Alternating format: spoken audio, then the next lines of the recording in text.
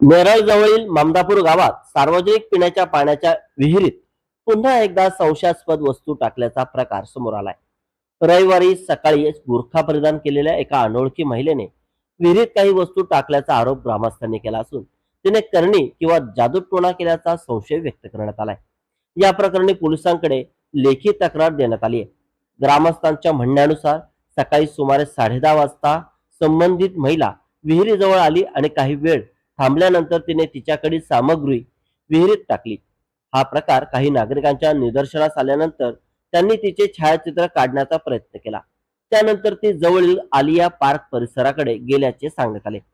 विशेष म्हणजे याच विहिरीत यापूर्वीही वरपट्टी बांधलेली 3 खाडे आढळल्याचा प्रकार समोर आला होता.